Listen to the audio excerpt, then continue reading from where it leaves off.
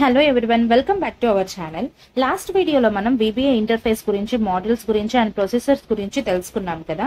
ఈ వీడియోలో వచ్చేటప్పటికి ప్రొసీజర్ లో ఉన్న సెకండ్ పార్ట్ ఫంక్షన్ ప్రొసీజర్ గురించి తెలుసుకుందాం.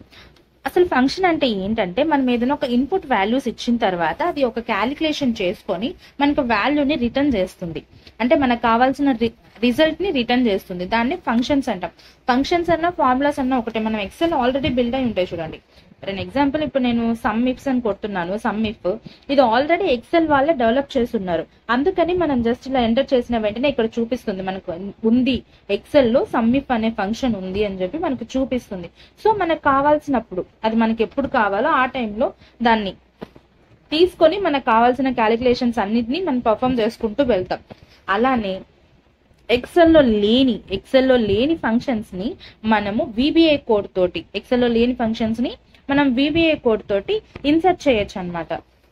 లైక్ ఇప్పుడు యాడ్ 2 నెంబర్స్ అనేది మనకు కనిపిస్తుందా చూడండి. యాడ్ 2 నెంబర్స్ లేదు, దీన్ని మనము ఇన్సర్ట్ చేసి క్యాలిక్యులేషన్స్ ని పర్ఫామ్ చేయొచ్చు. అది ఎలాగో ఇప్పుడు చూద్దాం. బిఫోర్ దానికంటే మనము ఒక కోడ్ జనరేట్ చేయాలంటే దాని సింటాక్స్ కంపల్సరీగా ఉండాలి కదా. ఆ సింటాక్స్ ఏంటో ఇప్పుడు చూద్దాం. ఫంక్షన్ కి సింటాక్స్ వచ్చేసరికి జస్ట్ ఫంక్షన్ అంటే స్టార్ట్ చేస్తున్నాం. అండ్ నెక్స్ట్ వచ్చేటప్పటికి ఫంక్షన్ మన ఇష్టం, అది ఏ నేమ్ అయినా ఇవ్వచ్చు. ఫంక్షన్ నేమ్ ఇస్తున్నాం. అండ్ నెక్స్ట్ ఆర్గ్యుమెంట్ 1 అంటే ఇన్పుట్ వాల్యూ అనమాట. ఇన్పుట్ వాల్యూ యాజ్ ఎలా ఇవ్వాలి, డేటా టైప్ ఇవ్వాలి. అండ్ నెక్స్ట్ ఇన్పుట్ వాల్యూ 2, ఇది ఎన్నైనా ఇవ్వచ్చు మీకు కావాల్సినని. Input value 2 as data type. అసలు ఇన్పుట్ వాల్యూ 1 ఎలా ఇవ్వాలి, ఇన్పుట్ వాల్యూ 2 అంటే ఏంటి, ఎందుకు ఇవ్వాలి అనేది ఇప్పుడు ఒకసారి చూద్దాం. బిఫోర్ దాన్ని వేరియబుల్స్ అన్నమాట. వేరియబుల్స్ అంటే ఏంటంటే, ఏదైనా ఒక నేమ్ ని, ఒక వాల్యూకి ఆ నేమ్ ని అసైన్ చేయడం, అంటే టెంపరీగా సేవ్ చేసుకుంటుంది, స్టోర్ చేసుకుంటుంది. దాన్నే వేరియబుల్ అంటాం. A variable is a name that store as a value temporary, అంటే పర్మనెంట్ గా కాదు, టెంపరీగా ఏదైనా ఒక వాల్యూని స్టోర్ చేసుకుంటుంది. అంటే చిన్నప్పటి నుంచి మనం చూస్తున్నాం కదా మ్యాథ్స్ లో, x=7 అని చెప్పి, y=10, ఏదో ఒకటి ఒక వాల్యూని మనం అసైన్ చేసుకుంటూ వెళ్తాం చూడండి ఇమాజినేషన్ కోసం. అలా ఒక వాల్యూని అసైన్ చేయడాన్ని, ఆ వాల్యూని, ఇది ఉంది చూడండి, ఆ నేమ్ ని, ఎక్స్ అనే నేమ్ ని మనం వేరియబుల్ అంటాం. వేరియబుల్ కి కూడా సింటాక్స్ ఉందన్నమాట. వేరియబుల్ ని డిక్లేర్ చేస్తాం. ఇప్పుడు నేను డిక్లేర్ చేసి వేరియబుల్ నేమ్ నేను ఫర్ అన్ ఎగ్జాంపుల్ ఏ అని ఇస్తున్నాను. ఏ యాజ్ డేటా టైప్. ఇక్కడ చూడండి డేటా టైప్. అసలు డేటా టైప్ అంటే ఏంటి, డేటా టైప్ ఏంటంటే చూద్దాం. డేటా టైప్ అనేది ఒక కైండ్ ఆఫ్ వాల్యూని, అంటే మనం వేరియబుల్లో స్టోర్ చేస్తున్నాం చూడండి, ఆ వాల్యూ అనే టైప్, అది ఏ టైప్ లో ఉంది అని మనం డిఫైన్ చేయాలన్నమాట బిఫోర్ గానే. ఇప్పుడు నేను ఒక నెంబర్ని, సచ్ యాజ్ నెంబర్ని స్టోర్ చేసుకుంటున్నాను అనుకోండి, ఇంటీజర్ అని కానీ, ఒకవేళ బయటలో తీసుకుంటే మనం లాంగ్ అని కానీ, ఇంటీజర్ అని కానీ, డబుల్ లాంగ్ అని కానీ అలా ఇచ్చుకుంటూ వెళ్ళాలి. అలా మనం అసైన్ చేసుకుంటూ వెళ్ళాలి. అప్పుడు మాత్రమే సిస్టమ్ అర్థం చేసుకుంటుంది, ఓకే ఇది ఇంటీజర్ కాబట్టి నేను టెక్స్ట్ ఫార్మేట్ లో ఇవ్వకూడదు, ఇంటీజర్ ఫార్మేట్ లోనే ఇవ్వాలి.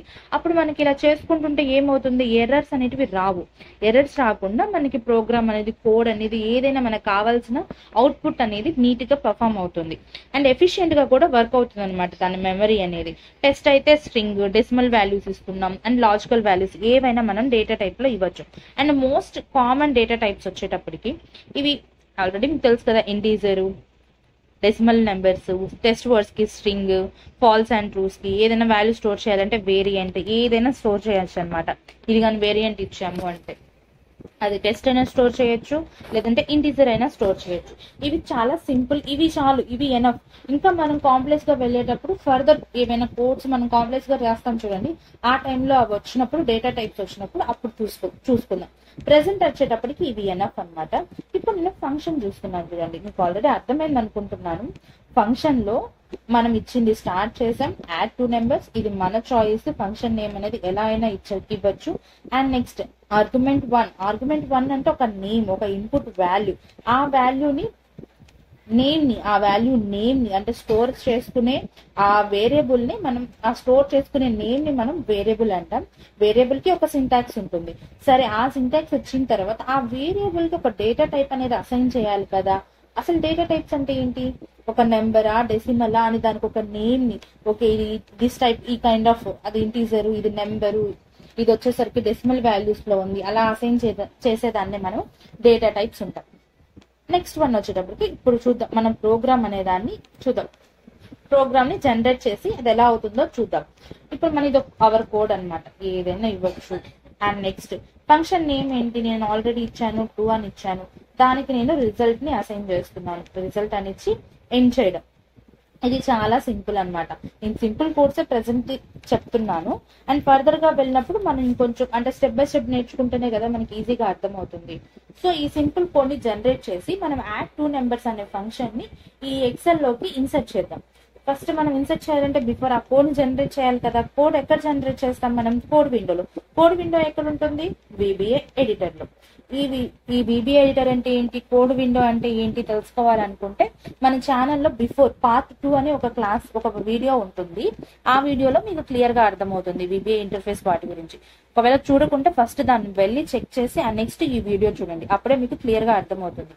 అండ్ నేను ఇన్సర్ట్ లోకి వెళ్ళాను, మాడ్యూల్ ని క్రియేట్ చేశాను. మాడ్యూల్ లో నేను ఏం చేస్తున్నాను, జస్ట్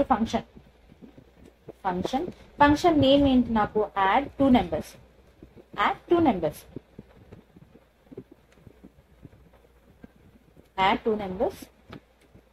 ఎండ్ ఇచ్చేసాను. ఇక్కడ నేను ఏం చేయాలి, బ్రాకెట్ లో ఏం రాయాలి?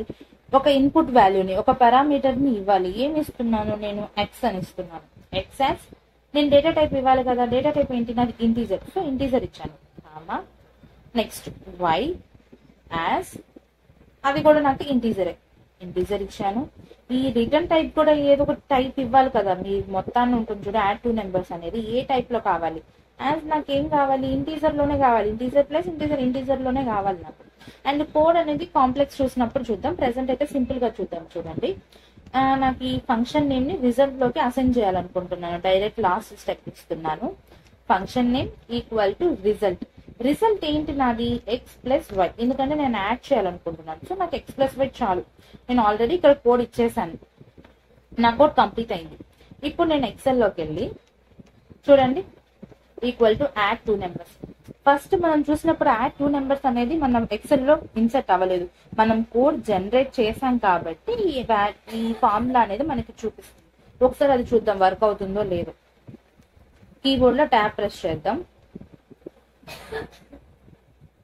యాడ్ ప్రెస్ చేసి నాకు 5,6 ఇది మన వాల్యూ నేను జస్ట్ అలా ఇచ్చుకుంటున్నాను.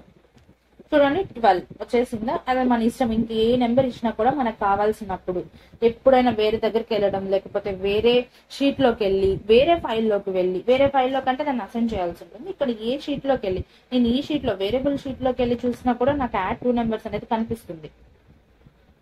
ఓకే, చిన్న ఫంక్షన్ అయిపోయింది. ఇప్పుడు నేను దీన్ని ఇంకొంచెం మాడిఫై చేసి ఈ వేరియబుల్ సింటాక్స్ కూడా యాడ్ చేయాలనుకుంటున్నాను.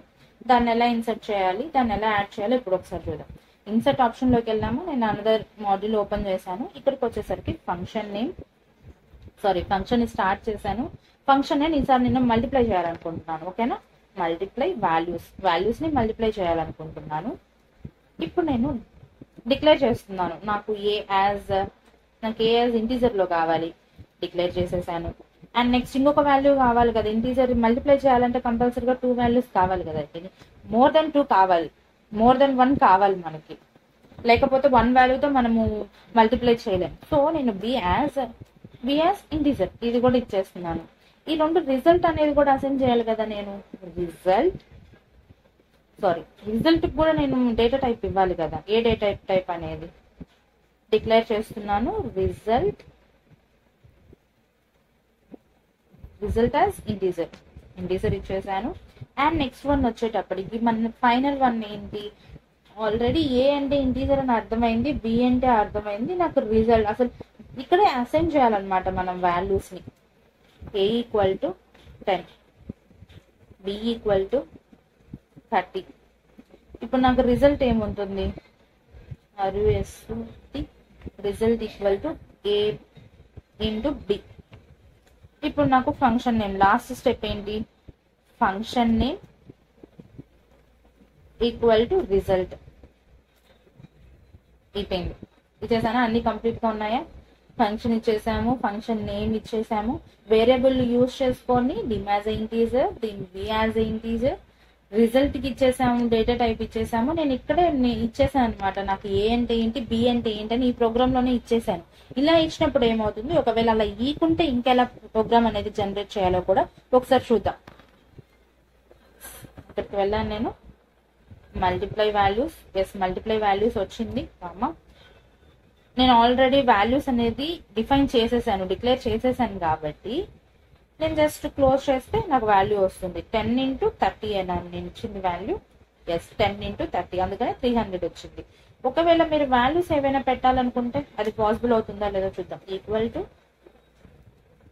నాకు 10,7 నాకు ఇవి రెండు కావాలి. చూడండి వాల్యూ, ఎందుకంటే మనం ఆల్రెడీ ఈ కోడ్లోనే వాల్యూస్ ఇచ్చేసాము. ఓకే నాకు ఇలా కాదు, నాకు వేరే వేరే టైప్ లో కావాలి అంటే నేను ఏ వాల్యూస్ అయినా ఇవ్వచ్చు, నాకు కాన్స్టెంట్ వాల్యూస్ అవసరం లేదు. అలాంటప్పుడు ఏం చేస్తామంటే ఇది జస్ట్ మొత్తం ఇచ్చేసి ఇక్కడ A as integer comma B as integer as integer. ఇప్పుడు నేను రిజల్ట్ ని డిక్లేర్ చేస్తున్నాను అనమాట. రిజల్ట్ ని డిక్లేర్ చేస్తున్నాను, రిజల్ట్ యాజ్ ఇంటీజర్. ఇప్పుడు ఫంక్షన్ నేమ్, ఈ ఫంక్షన్ నేమ్ ఉంది కదా, నేను జస్ట్ కాపీ చేస్తున్నాను. Function name equal to result ఏంటి మనకి ఇక్కడ కావాల్సింది, మల్టిప్లై కావాలి. సో ఏ ఇంటూ బి మల్టిప్లై చేసేసాను, రిజల్ట్ అయిపోయింది. ఇప్పుడు దీన్ని మనము ఒకసారి చూద్దాం, ఓకేనా, ఓకే అవుతుందా లేదా అని. Equal to multiply values. ఇప్పుడు నేను ఏం చేశాను, నాకు 3,9 చూడండి వాల్యూ అనేది వచ్చేసింది. ఇందాక ఇక్కడ మనం జస్ట్ నెంబర్ ఇచ్చాం, వాల్యూ రాంగ్ వచ్చింది, కాకపోతే ఇప్పుడు ఫార్ములా ఇచ్చాం కాబట్టి ఆ రెండు ఎంటర్ అయింది. ఇందాక మనం ఇక్కడ దానికి ఒకవేళ ఆ ప్రోగ్రామ్ ఉంచేసి మనం మోడల్ 3 గాని క్లిక్ చేసాం అనుకోండి, అప్పుడు ఈ వాల్యూ కూడా ఉంటుంది. కానీ దాన్ని మనం డిలీట్ చేసాం కాబట్టి ఇక్కడ వాల్యూ అనేది ఎర్రర్ వచ్చింది. ఐ హోప్ మీకు బాగా అర్థమైంది అనుకుంటున్నాను. ఫంక్షన్స్ అంటే ఏంటి, వేరియబుల్స్ అంటే ఏంటి, డేటా టైప్స్ అంటే ఏంటి అనేది చాలా సింపుల్. మనం ఆల్రెడీ చిన్నప్పటి నుంచే నేర్చుకో ఉంటాం. కాకపోతే కొంచెం సింపుల్ గా నేను నాకు అర్థమైన విధంగా మీకు అర్థమయ్యేలా చెప్పాలనుకున్నాను. ఐ థింక్ మీకు అర్థమైంది అనుకుంటున్నాను. Thank you for watching this video. Next వీడియోలో మనం కండిషన్స్, లూప్స్ అంటే ఏంటి, ఇఫ్, ఎల్స్ అవి ఎలా యూస్ చేయాలనేది చూద్దాం. Thank you for watching this video.